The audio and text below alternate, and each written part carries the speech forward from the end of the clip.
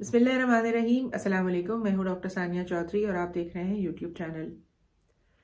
Climate change और environmental protection, ये दो ऐसे मौज़ूआत हैं जो वैसे तो बड़े सकील नौइयत के हैं, लेकिन एक इंतहाई अहमियत के हामिल हैं, क्योंकि पाकिस्तान उन ममालिक में से एक मुल्क है जिसमें मौसमी सूरत हाल जो बदलती हुई हमें तेज़ रफ्तारी के साथ हर साल ब साल नज़र आ रही है। उसकी वजह से आने वाले तूफ़ान, बारिशें, वक्त बे वक्त की बारिशें, सैलाब, ज़लज़ले और इस तरह की जो एक नेचुरल डिज़ास्टर्स हैं या कुदरती आफतें हैं, वो पाकिस्तान की मईशत के ऊपर और पाकिस्तान के लोगों के रहन सहन के ऊपर, जानो माल के ऊपर बहुत ज़्यादा असरअंदाज हो रही हैं और बहुत बुरी तरह से असरअंदाज हो रही हैं।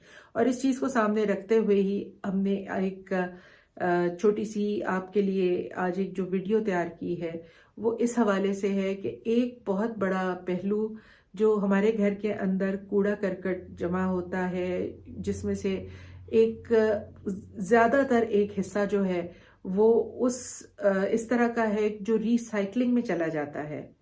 वो उसके ऊपर हमने एक ये वीडियो तैयार की है जो रिसाइकलिंग के हवाले से है कि अगर आप घर का जो आपका ये कूड़ा करकट और गंदगी है, उसको अगर आप सॉर्ट आउट करके, उसकी छांटी करके उसको रिसाइकल करते हैं, तो आप एक बहुत बड़ा एहसान कर रहे हैं अपने आप पर और इस दुनिया पर। इस दुनिया के ऊपर जो गलाजत हम फैलाते हैं, उसको तरीके से हैंडल करके और उसमें कमी करके एक बहुत कीमती रोल दे रहे हैं।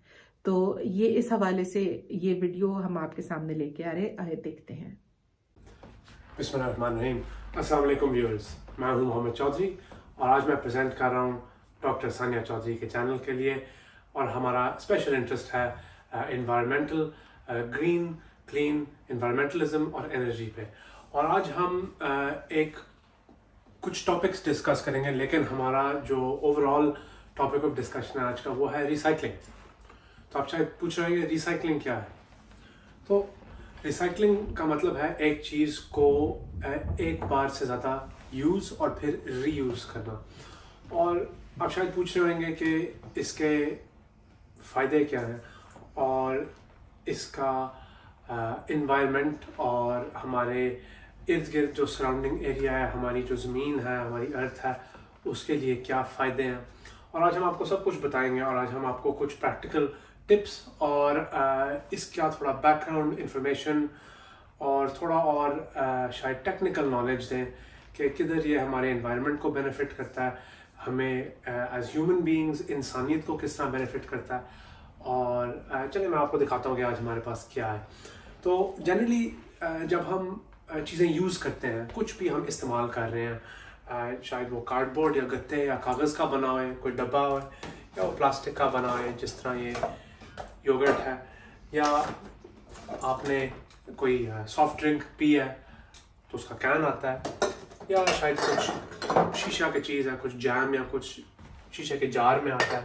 तो अक्सर जो लोग करते हैं जी, ये चीज़ इस्तेमाल की है, जब ये ख़त्म हो गई है, इसको कंज्यूम कर लिया है, हम इसको फेंक देते हैं, कचरे के डब्बे में डाल दिया और लोग भूल जाते हैं। एक चीज़ यूज़ की और उसकी ज़िंदगी ख़त्म होगी और वो चीज़ जहाँ जाती है अक्सर लोगों को नहीं पता होता। तो मैं आपको बताता हूँ, जब आप कुछ फेंक देते हैं इस तरह, तो ये चीज़ अक्सर या तो जला दी जाती है या ये लैंडफिल में चली जाती है। और मैं चीज़ों के बारे में आपको कुछ बताता हूँ। तो फॉर एग्ज़ाम्पल जब चीज़ें जला दी जाती हैं तो अक्सर कागज़ की चीज़ें देखें, ये इधर एप्पल स्ट्रूडल है। स्ट्रूडल का उर्दू में अगर इसको बताया जाए तो ये एक जर्मन एप्पल टार्ट की तरह, एप्पल पाई की तरह काफ़ी मज़ेदार चीज़ होती है। ख़त्म होगी तो ये चीज़ कंज्यूम होगी, इसको फेंक दिया। अब अक्सर चीज़ें होती हैं कि काफ़ी सारे कागज़ इकट्ठे हो जाते हैं, इनको फिर जला दिया जाता है। और इनको जलाने से, अब ये कागज़ के बने हुए हैं, ये दरख्तों से आते हैं, दरख्तों को काट के कागज़ बनता है। और दरख्त जो है हमें फोटोसिंथेसिस के ज़रिए ऑक्सीजन देते हैं, और ऑक्सीजन हमारी हवा का वो कंपोनेंट है जो हम जिसे सांस लेते हैं, हम उसे ब्रीथ करते हैं, और वो हमारी पूरी लाइफ के लिए ज़रूरी होता है। तो जब ये चीज़ें जला दी जाती हैं तो काफ़ी सारा धुआं निकलता है। उसमें कार्बन डाइऑक्साइड होती है, कार्बन मोनोऑक्साइड होती है, उसमें नाइट्रोजन के ऑक्साइड्स होते हैं और बहुत सारी चीज़ें निकलती हैं जो हमारी हवा, हमारे एटमॉस्फेयर के लिए हार्मफुल होती हैं, उसको नुकसान पहुंचाती हैं। और इनमें से एक जो कंपोनेंट है कार्बन डाइऑक्साइड, ये बहुत ज़रूरी है इसलिए क्योंकि ये जो कार्बन डाइऑक्साइड है ना, ये जब एनवायरनमेंट में चला जाता है, हवा में, एटमॉस्फेयर में चला जाता है किलोमीटरों ऊपर, तो ये जब सूरज की किरणें, जब रोशनी आती है, तो जब गर्मी पैदा होती है, तो वो कार्बन डाइऑक्साइड या CO2 एक कंबल की तरह उस हीट को अंदर रख लेती है। वो हीट फिर वापस एटमॉस्फेयर से डिसिपेट और स्पेस में नहीं जा सकती। अब इसका मसला है, आप देखें, अब टेम्परेचर्स 40, 45, 50 डिग्री तक और ऊपर जा रहे हैं। देखें इनका कितना नुकसान होता है जानवरों को, ह्यूमन बीइंग्स को, इंसानों को, और फसलों को, क्रॉप्स को, घास को, और जो भी हमारी एनवायरनमेंट है। रेगिस्तान बड़े हो रहे हैं और जंगल में और खेतों में हीट और खुश्की की वजह से स्पॉन्टेनियसली या एकदम से खुद ब खुद आग लग जाती है, तो और वो फैल जाती है, उतना नुकसान होता है। फॉरेस्ट्स जल जाते हैं, ऑस्ट्रेलिया में हो रहा है, कैलिफोर्निया में हो रहा है, पाकिस्तान में भी हो रहा है, यूरोप में भी हो रहा है, हर जगह दुनिया में, अफ्रीका में हो रहा है। अफ्रीका में जो सहारा डेजर्ट है वो फैल रहा है। तो जो ज़मीन जिसमें आप फसलें उगा सकते हैं, पौधे लगा सकते हैं, घास उगा सकते हैं, दरख्त उगा सकते हैं, वो ज़मीन खुश्की की वजह से रेत में बन के कम्प्लीटली वो यूज़लेस हो रही है। उसमें कुछ ना उगाया जा सकता है, ना उसका कोई यूज़फुल पर्पस नहीं है। तो ये एक चीज़ है। आप देखें, अब कागज़ जलाए जाते हैं तो ये होता है। फिर फॉर एग्ज़ाम्पल अक्सर प्लास्टिक की चीज़ें जो हैं वो भी जलाई जाती हैं, और जब प्लास्टिक जलाया जाता है उसमें से भी ये गैसेस निकलती हैं, कार्बन डाइऑक्साइड। लेकिन जब प्लास्टिक जलाते हैं, प्लास्टिक कहाँ से आता है? प्लास्टिक आता है अक्सर पेट्रोलियम के बेस से, जो क्रूड ऑयल होता है, जो काला तेल ज़मीन में से निकाला जाता है। अब देखें, उसकी इतनी सारी स्टेप्स हैं मैन्युफैक्चरिंग प्रोसेसेस में, उसको इतने रिसोर्सेज यूज़ किए जाते हैं उस क्रूड ऑयल को पेट्रोल और तेल और गैस और डीजल बनाने में। लेकिन उसके और बहुत सारे प्रोडक्ट्स हो सकते हैं, उनमें से एक वेरियस किस्मों के प्लास्टिक या प्लास्टिक्स के जो बेस फॉर्म होते हैं, फिर उनको आगे जाके उनकी प्रोसेसिंग होती है, मैन्युफैक्चरिंग होती है, और उसमें बिजली लगती है, गैस लगती है, पानी बहुत सारा यूज़ होता है, यूटिलाइज होता है। तो हम एक रिसोर्स के बनाने से पहले हम बहुत सारे रिसोर्सेज यूज़ कर रहे हैं इस प्रोडक्ट को बनाने में। तो ये प्रोडक्ट जब हम इसको यूज़ कर रहे हैं, उसको फिर किसने जला दिया, इसमें से फिर वो जलाने के बाद इन गैसेस के अलावा बहुत सारी जहरीली गैसेस, पॉइजनस गैसेस निकलती हैं। कार्बन मोनोऑक्साइड एक होगी जो इंसानों के लिए हार्मफुल है, और एक और हाइड्रोजन और नाइट्रोजन की ऑक्साइड्स और सल्फर डाइऑक्साइड्स निकलती हैं। ये बहुत हार्मफुल है एनवायरनमेंट के लिए, इंसानों के लिए, जानवरों के लिए। और एक और भी चीज़ है, प्लास्टिक्स को जला के, बहुत सारे प्लास्टिक्स जब जलाते हैं उनमें से हाइड्रोजन साइनाइड भी निकलती है, और साइनाइड एक इंतहाई पॉइजनस सब्सटेंस है, जहरीली सब्सटेंस है, जिसका इफ़ेक्ट इंसानों के लिए, जानवरों के लिए, हर चीज़ के लिए, एनवायरनमेंट के लिए बहुत नेगेटिव है। तो प्लास्टिक्स को और रबर्स को नहीं जलाना चाहिए, लेकिन अक्सर ये जला दिए जाते हैं अनकंट्रोल्ड एनवायरनमेंट में, अक्सर खेतों में या इंसिनरेटर्स में, जहाँ कोई गैसेस की प्योरिफिकेशन या फिल्ट्रेशन नहीं हो रही। तो ये कुछ चीज़ें हैं जिनकी रिसाइकलिंग अक्सर नहीं होती, लेकिन बहुत सारे मुल्कों में, वेस्ट में, ईस्ट में, हर जगह रिसाइकलिंग हो रही है। रिसाइकलिंग क्या है? तो फॉर एग्ज़ाम्पल मैंने आपको एक मिसाल दी है कि ये चीज़ हम यूज़ कर रहे हैं, इसको एक दफ़ा यूज़ किया और इसको हमने बस फेंक दिया, उसके बाद ये जला दी गया है, डिस्ट्रॉय कर दी गया है। एक और चीज़ है, ये लैंडफिल में चली जाती है। तो लैंडफिल का मतलब है जी कि इसको ज़मीन में दबा दिया जाता है। अब कागज़ जो है, देखें, इन कागज़ पे प्रिंटिंग हुई हुई है, इन पे इंक्स हैं। तो ये जो इंक है जी, ये जब ज़मीन में जाएगी और इसकी डिग्रेडेशन होएगी, ये ब्रेक डाउन करेगा, तो ये सारी इंक में जो केमिकल्स हैं वो सारी ज़मीन में जाएंगे। प्लास्टिक के लिए जी बिल्कुल ही मैंने आपको बताया, इसको जलाते हैं तो उसमें से जहर निकलते हैं। जब प्लास्टिक की डिग्रेडेशन होती है 100 साल, हज़ारों साल लग जाते हैं कुछ प्लास्टिक्स को डिग्रेड होने में। तो ये अक्सर समुद्र में चले जाते हैं प्लास्टिक्स, इनका मछलियों को नुकसान है, वो खाती हैं, वो मर जाती हैं और मास डेथ्स हो रही हैं मछलियों की पूरी दुनिया में। उसके अलावा अगर हम इसको ज़मीन में दबा दें तो इसमें जो जहरीली सब्सटेंसेस हैं, केमिकल्स हैं, वो बिल्कुल जी ग्राउंड के अंदर चली जाती हैं। ग्राउंड के अंदर जाना एक मसला है फसलों के लिए, इन चीज़ों के लिए, लेकिन और जानवर जो फिर वो फसलें खा रहे हैं, जो कंटामिनेशन हो रही है, लेकिन और फिर हमने वो जानवर खाने हैं।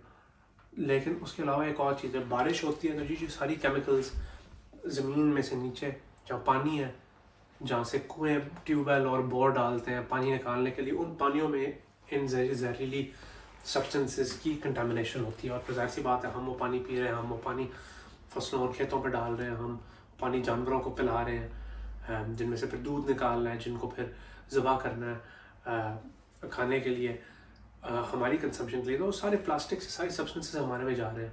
और ये चीज़ें जो हैं जी, ये जो जहरीली चीज़ें लीच करती हैं, इस टर्म को लीचिंग कहते हैं, जो ये जहरीली सब्सटेंसेस ग्राउंड में से पानी में कंटामिनेशन के ज़रिए उसको पोल्यूट कर रहे हैं, पोल्यूशन बन रहा है एक किस्म का।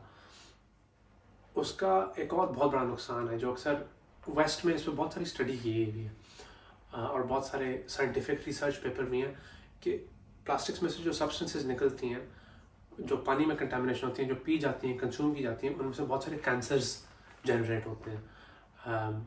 और उसके अलावा हवा में जो जला के कंटामिनेशन हो रही है, वो इनहेलेशन के थ्रू बहुत सारे फिर लंग के कैंसर, अंदर इंटरनल ऑर्गन के कैंसर्स भी इस तरह इन्वायरमेंटल फैक्टर्स के थ्रू कॉज किए जाते हैं। तो फिर ये सिंगल यूज़ का मसला है और बहुत सारे नुकसान है, कोई फ़ायदा नहीं है असल में, क्योंकि हम एक रिसोर्स को देखें, प्लास्टिक के लिए तेल और कार्डबोर्ड और गत्तों के लिए पेपर, दरख्त। तो ये जो हम सिंगल यूज़ चीज़ें यूज़ कर रहे हैं, हमने एक रिसोर्स को एक दफ़ा यूज़ किया और उसको फेंक दिया, तो उसका बहुत बड़ा नुकसान है।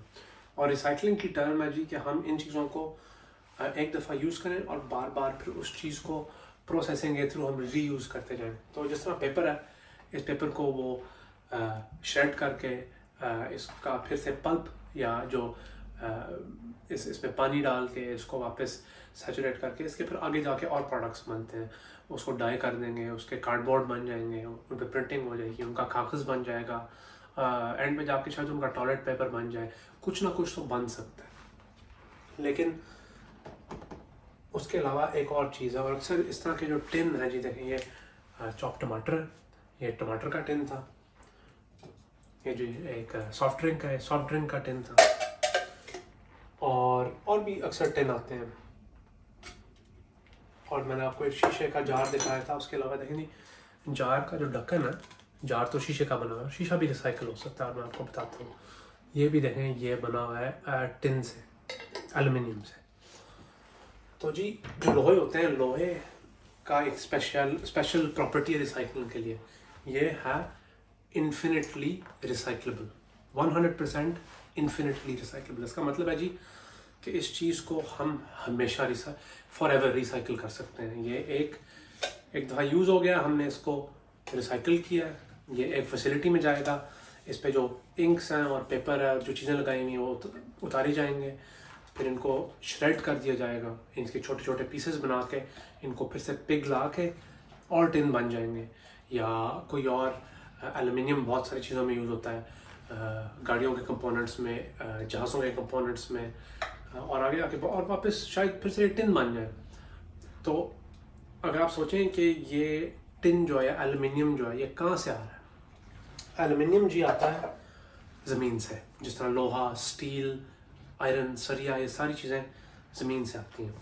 तो अगर आप सोचें कि इस पॉइंट तक पहुंचने तक, इस टिन को बनाने तक कितने रिसोर्स यूज़ होते हैं। पहले आपने खुदाई करनी है, क्वारीज बनानी है, वहाँ से आपने ओर निकालना है, जो पत्थर होता है जिसके अंदर मेटल या लोहे के जो बेस एलिमेंटल पार्ट होता है, वो फिर पत्थर आके प्रोसेस होता है, उसको ब्लास्ट फर्नेसेस में डाल के उसको पिघलाते हैं, उस ब्लास्ट फर्नेस में कोयला जाता है, कोक जाता है, और भी बहुत सारी चीज़ें जाती हैं, और उसमें गैस यूज़ होती है, बहुत सारी बिजली बहुत सारी यूज़ होती है, पानी कूलिंग के लिए लाखों, अक्सर मिलियंस, करोड़ों लीटर यूज़ हो रहा है कूलिंग के लिए।